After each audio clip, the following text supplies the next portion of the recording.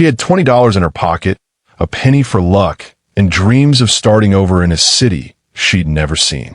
19-year-old Morgan Bauer left South Dakota on February 12, 2016, bound for Atlanta with nothing but a few bags and infinite hope. 2 weeks later, she vanished. For 7 years, her mother searched. For 7 years, investigators followed dead ends. For 7 years, Morgan's case went cold. Then, in July 2023, FBI agents surrounded a house in Porterdale, Georgia. What they found there would transform a missing persons case into one of the most disturbing murder investigations in Georgia history. This is the Untold Cold Case. I'm your host, and today we're examining the tragic story of Morgan Bauer, a young woman who traveled 1,000 miles seeking independence and walked straight into a nightmare. Before we begin, if you want to stay informed about cases like this, hit that subscribe button right now.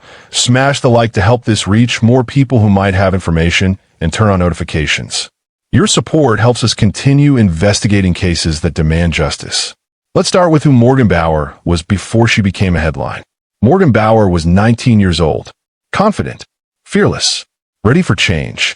She had a tattoo on her wrist that read, "Whatever you love can be taken away, so live like it's your dying day."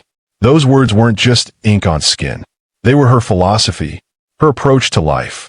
Morgan grew up in Aberdeen, South Dakota, a small city where everyone knows everyone, where opportunities feel limited, where young people dream of bigger places and bigger lives. Her friend Taryn said Morgan wanted city life. It really didn't matter which city. She just wanted more than Aberdeen could offer. She wanted independence. She wanted to spread her wings. She wanted to prove she could make it on her own. Morgan wasn't running from anything terrible. She wasn't fleeing danger or abuse. She was running toward something, toward possibility, toward the person she wanted to become. Her mother, Sherry, understood this about her daughter. Morgan did everything 100%. She was a go-big kind of girl. When Morgan decided something, she committed fully. But that didn't mean Sherry wasn't worried. What mother wouldn't be? Her 19-year-old daughter was moving to Atlanta, over 1,000 miles away, to live with someone she'd met on Craigslist. Morgan didn't have a job lined up. She didn't have much money. She had answered a Craigslist ad for a housekeeper and roommate. The agreement was simple. She would keep the house clean and tidy until she could contribute financially. It wasn't a perfect plan. It wasn't even a particularly good plan, but it was Morgan's plan, and she was determined to make it work. On February 12, 2016, Morgan left Aberdeen. She flew to Atlanta with $20 from a friend and a few bags containing everything she owned. Before she left, her mother gave her a penny. "Put it in your pocket to keep you safe," Sherry told her. Morgan took that penny. She boarded that plane, and she flew toward what she thought would be a new beginning. Instead, she was flying toward her death. Morgan arrived in Atlanta full of optimism. A new city, a new life. Everything was going to work out. But no sooner had she started to unpack, her plans fell apart. After just one day, Morgan found her belongings on the street outside the house. She'd been kicked out. The reason was vague, described only as an argument. We don't know what that argument was about. We don't know who was at fault. What we do know is that Morgan, after just 24 hours in Atlanta, was homeless. Most 19-year-olds in that situation would call home. They'd admit defeat. They'd ask their parents for money to come back. Morgan didn't. She was adamant she would not be returning to Aberdeen. She'd made a decision. She committed. She was going to make this work, no matter what. She checked into a motel. She was waiting for a tax return to come through. Once that hit her account, she figured she'd be set for a while. She just needed to hold on until then. Morgan had experience as a waitress. She started applying for jobs at restaurants. But there was a problem. She didn't have the right paperwork with her. Maybe her social security card was back in South Dakota. Maybe other documents she needed. Without proper identification, restaurants couldn't process her applications. So Morgan found other work.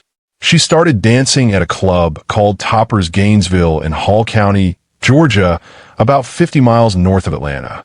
This wasn't what she'd planned. This wasn't the fresh start she'd envisioned. But Morgan was practical. She needed money. Dancing provided that. She would do what she needed to do until something better came along.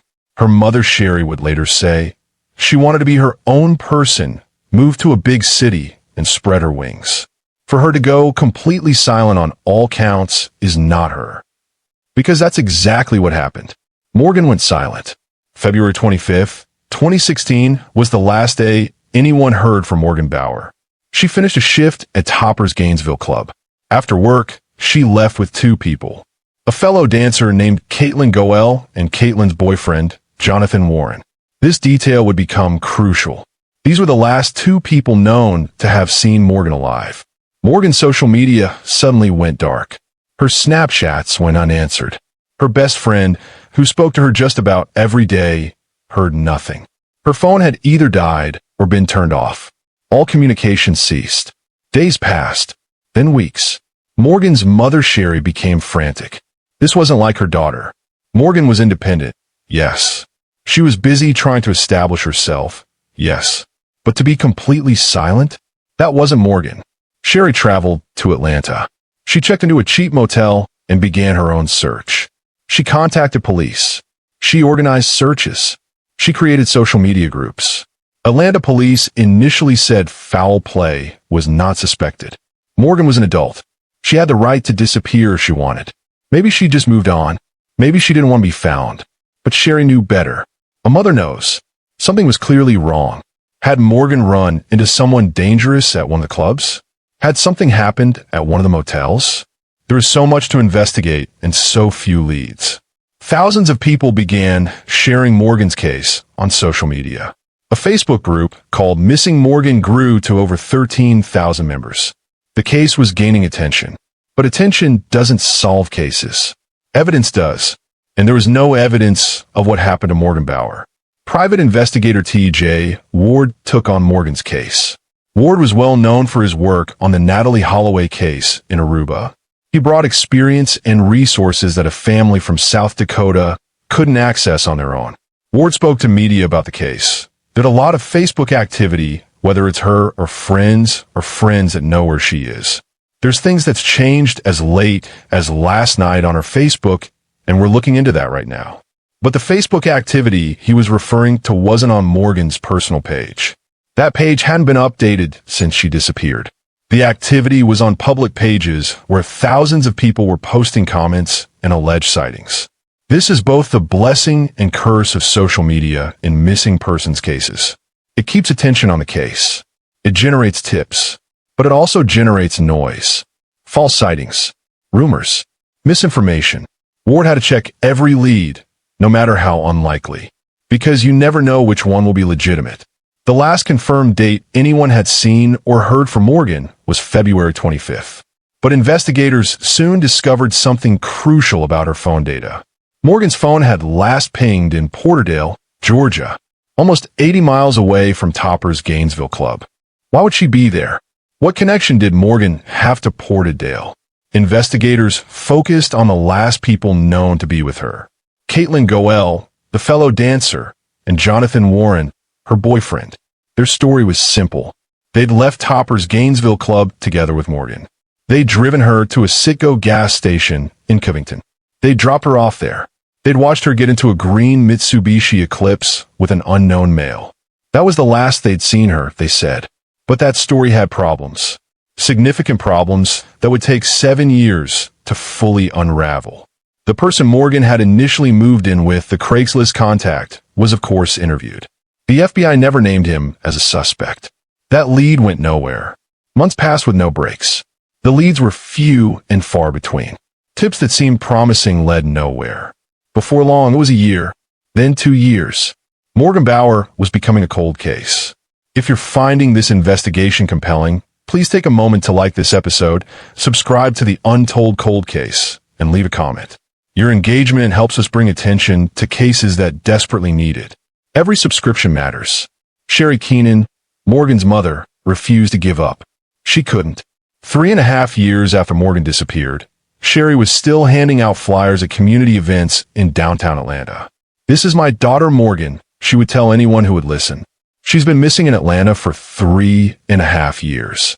Sherry remained hopeful her daughter was somewhere in town or elsewhere and safe. We hope that somehow she sees this on the news and she knows that we're still searching for her and will never stop looking. Atlanta police kept Morgan's case listed online, but new leads were desperately needed. A $10,000 reward was offered. Anyone who knew anything, anyone who had seen anything, was urged to reach out. It just takes one moment, Sherry said. One person, one piece of information.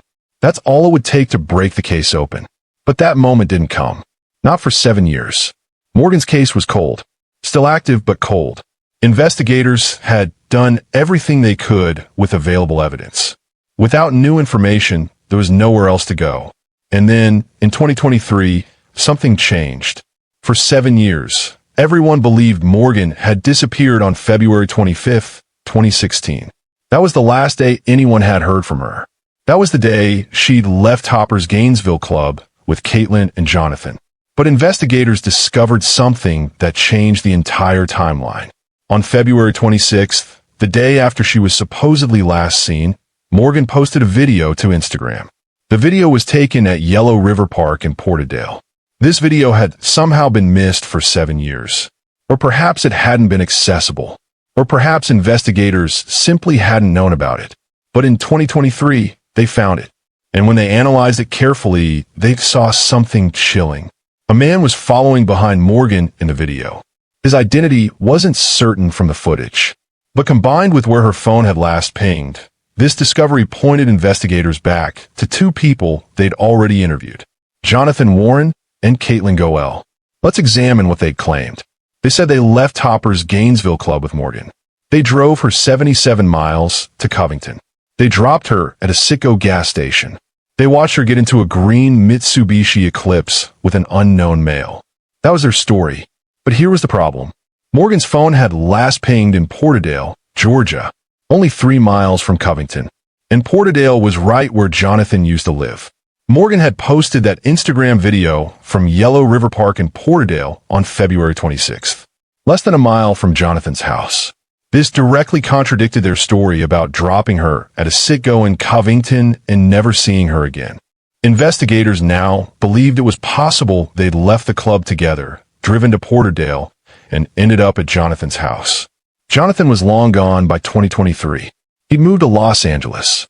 But that house in Porterdale was still there, and it needed to be searched. Jonathan and Caitlin had been persons of interest from the beginning. But without evidence, investigators couldn't get a search warrant.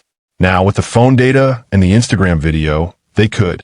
July 27, 2023, 7 years after Morgan went missing, FBI agents and forensic teams descended on a property at number 2 South Broad Street in Porterdale. Michael Anthony Walden with the Porterdale Police Department addressed media. Today, we've executed a search warrant. It's part of an ongoing investigation into missing person Morgan Bauer. So far, the search has located items of evidentiary interest. Items of evidentiary interest. That careful language told reporters something significant had been found. But what exactly? The property was vast with a lot of land around it. It would take time to search thoroughly. And the current owners had no idea what was happening until the FBI showed up. They'd purchased the property years after Jonathan had lived there. They had nothing to do with Morgan's disappearance. But now their home was a crime scene. Morgan's mother, Sherry, said authorities had kept her in the loop as much as they could. They've made it very comfortable for me to be able to feel very much a part of what's happening. Even though there's not a lot of information that they can give me, they've been very inclusive. Sherry also expressed sympathy for the property owners. My heart just goes out to that family. They must be going through a lot also, and it must be very upsetting for them. Within the whirlwind of emotions came a grim realization. After 7 years, Sherry said, I feel like in my heart, I already kind of know. If I found something, I'm going to do what I said I would. I'm going to go to Atlanta, and I'm going to bring my daughter home. For 7 years, Sherry had handed out flyers, organized vigils, and spoke to anyone who would listen. I'm not ready to say goodbye until she's found, she'd said, but she was preparing herself for the worst. And then it was confirmed. Morgan's bones were found on the property. Morgan Bauer's missing persons case had become a murder investigation. A few weeks after the search, 2 people were arrested. 33-year-old Jonathan Alexander Warren, was found in Los Angeles. 27-year-old Caitlin Goel was arrested in Illinois. Both were held without any chance of bail. Caitlin admitted to being at the house, but claimed she'd walked in to find Morgan's body in a bedroom. She said Morgan was cold and not breathing. She claimed she had nothing to do with the death itself. In August 2023, Jonathan was charged with malice murder, aggravated assault, concealing a death, and tampering with evidence. Caitlin faced charges of concealing a death and tampering with evidence. But the investigation wasn't finished. After many more interviews and a grand jury indictment 2 months later, both were upgraded to face full murder charges. Jonathan now had another charge, necrophilia. Caitlin was charged with malice murder, felony murder, aggravated assault, tampering with evidence, and concealing the death of another. Prosecutors said they did not believe Caitlin's account about just finding Morgan dead. They believed both were involved in what happened. After his arrest, Jonathan told investigators something deeply disturbing. He claimed Caitlin had an interest in forensic pathology and had wanted to experience taking someone's life to cut up a body. This statement painted a picture of premeditated murder, of something planned, of something evil. At Yellow River Park, the last place Morgan's phone had pinged, family and supporters gathered for a vigil. "I just can't even believe I'm saying 7 years," Sherry said. "It's been painful. It's been difficult. There are times where I do feel alone just because it's hard for anybody to understand what this feels like." But that night, Sherry wasn't alone. People joined hand in hand and spirit to remember Morgan. "I hope that it connects to somebody," Sherry said. "I'm trying to just be really here humbly and just laying prayers. I'm so grateful that you all took time out to be here today." She'd been waiting to find her daughter for 7 years, never giving up hope of a happy ending, even as that hope dimmed. I think just that collective moment of everybody just making the same wish or the same prayer or the same thought with the same intention can create miracles, she said. But the miracle she'd hoped for, finding Morgan alive, wasn't going to happen. The miracle now was justice, accountability, answers about what happened to her daughter. Jonathan Warren entered a non-negotiated plea to malice murder, tampering with evidence, concealing the death of another, and necrophilia. As part of the plea, the felony murder charge and the aggravated assault charge were dismissed. What prosecutors revealed during the plea hearing was horrific, disturbing beyond words. Morgan had been strangled. After her death, her body was dismembered and burned. Jonathan allegedly sexually assaulted her dismembered body for several days. This is what the necrophilia charge addressed. Acts so depraved they're difficult even to speak about. Prosecutors said Jonathan claimed during interviews that he and Caitlin ate parts of Morgan's remains. These allegations were not independently verified and were not part of his guilty plea. But investigators felt they were credible enough to present. The prosecution also wanted to introduce social media evidence. TikTok videos where Caitlin allegedly discussed her fascination with serial killers and the occult.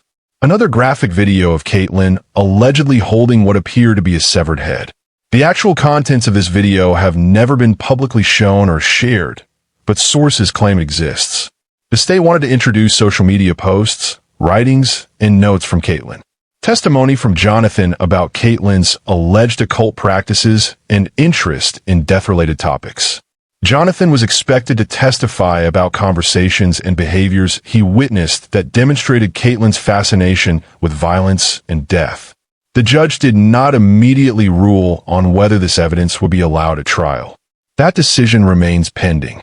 Jonathan had entered a non-negotiated plea asking to be sentenced to life with the possibility of parole down the line. But given the sinister and depraved facts of the case, the judge sentenced him to life in prison without the possibility of parole. Jonathan Alexander Warren will die in prison. As of now, the indictment against Caitlin Goel is still pending. Her trial has not yet occurred.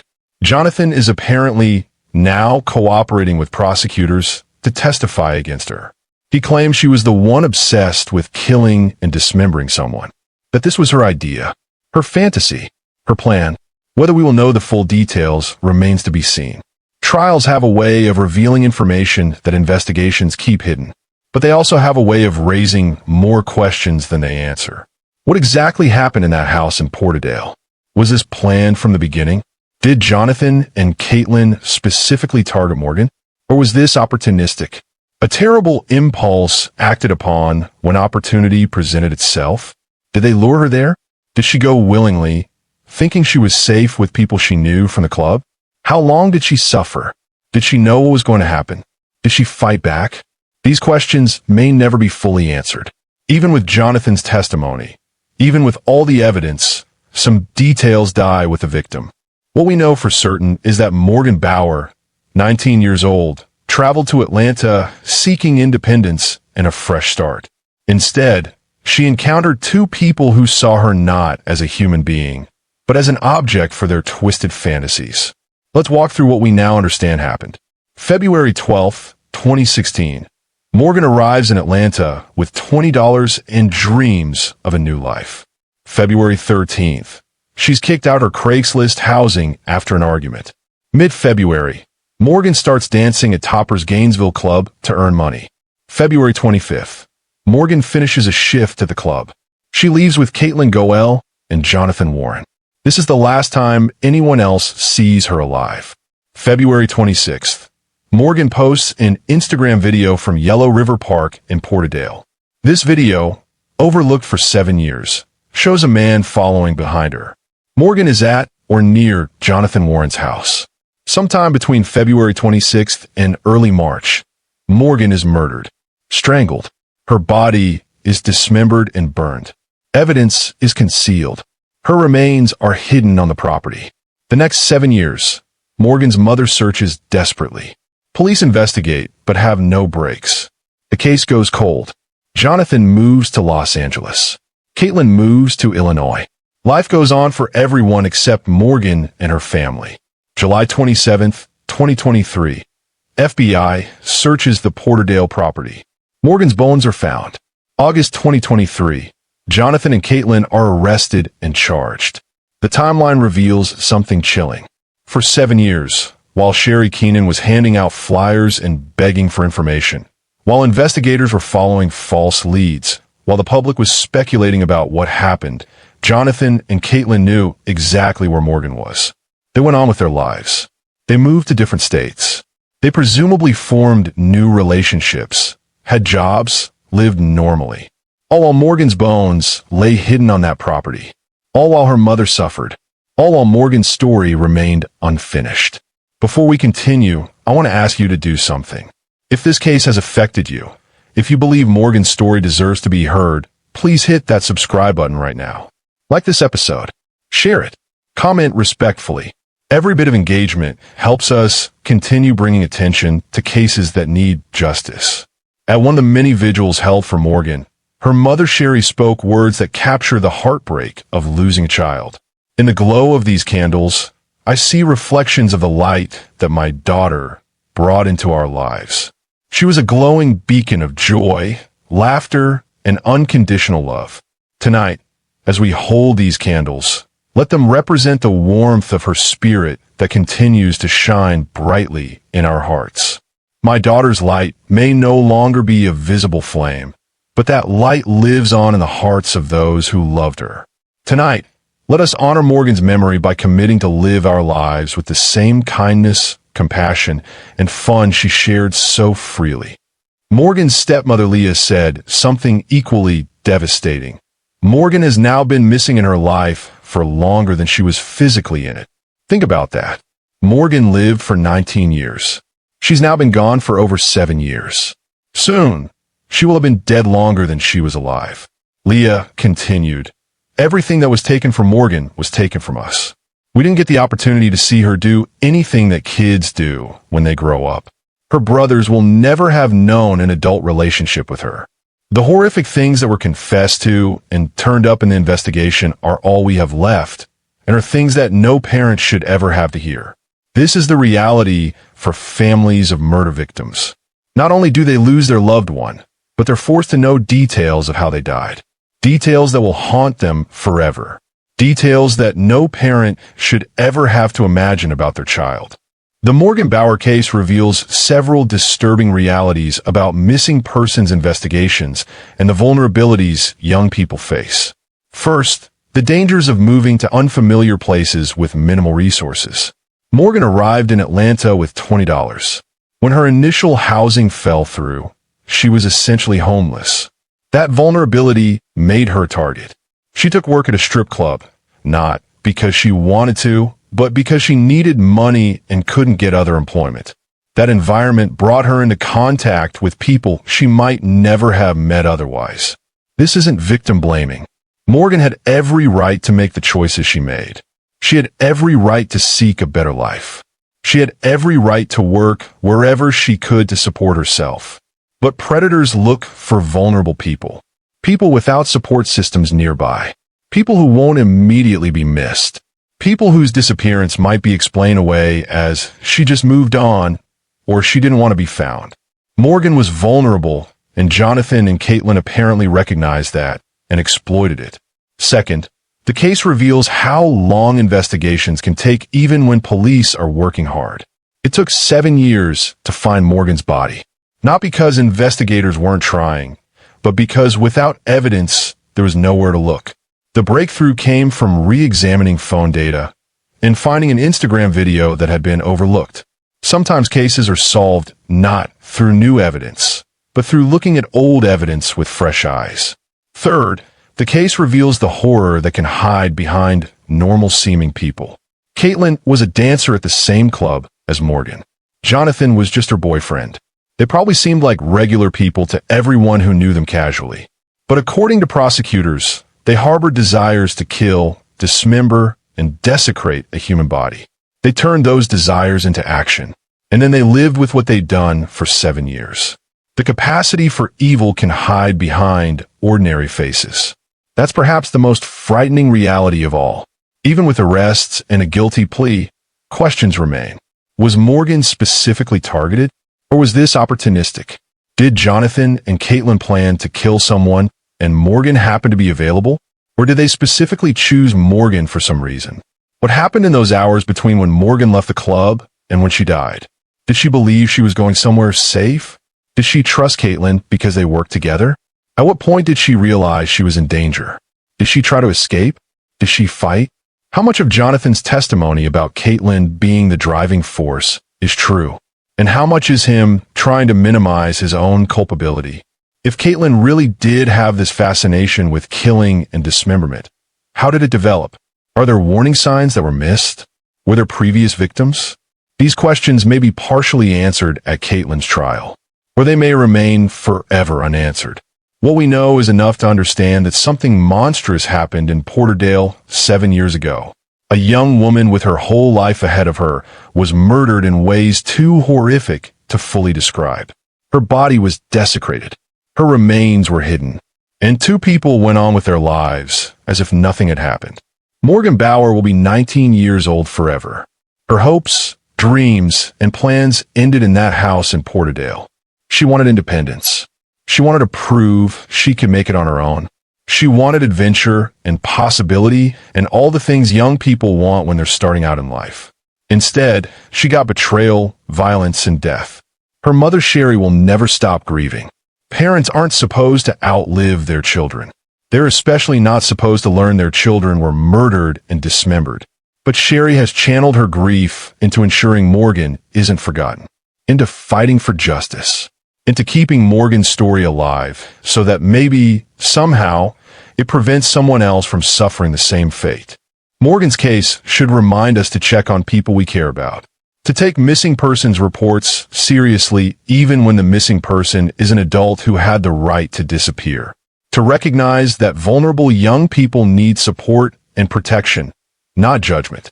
It should remind us that evil can hide behind normal faces.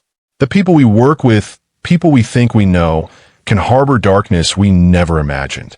Most importantly, it should remind us that every missing person is someone's child, someone's loved one, someone who matters. Morgan Bauer mattered. She was a real person with a real life. Not just a case file. Not just a true crime story. A human being who deserved to live. Jonathan Warren will spend the rest of his life in prison. That's justice of a sort. But it doesn't bring Morgan back. It doesn't erase what happened to her. It doesn't heal her family's pain. Caitlin Goel awaits trial. If convicted, she'll face similar consequences. Again, justice of a sort. But still not enough to make this right. Nothing can make this right. Morgan is gone. That's the permanent reality her family lives with every day. If you have any information about this case, if you knew Morgan, if you have insights that might help her family understand what happened, please contact the authorities. Even 7 years later, even with arrests made, every piece of information helps build the complete picture. For everyone listening, please remember Morgan Bauer. Share her story. Subscribe to the Untold Cold Case so you stay informed about updates. Like this episode. Comment respectfully about Morgan's life, not just her death. And most importantly, be careful. Be aware. Check on your loved ones. Take warning signs seriously. Trust your instincts when something feels wrong. Morgan Bauer left South Dakota seeking a new life. She deserved to find it. She deserved to grow up, make mistakes, learn lessons, fall in love, build a career, maybe have children of her own someday. All of that was stolen from her. All of that ended in Porterdale, Georgia, in February 2016. Her story is tragic, but it's important, and she will not be forgotten. This is the Untold Cold Case. Thank you for listening. Thank you for caring. And thank you for helping us keep Morgan's story alive. Rest in peace, Morgan Bauer. You deserved so much better than what you got.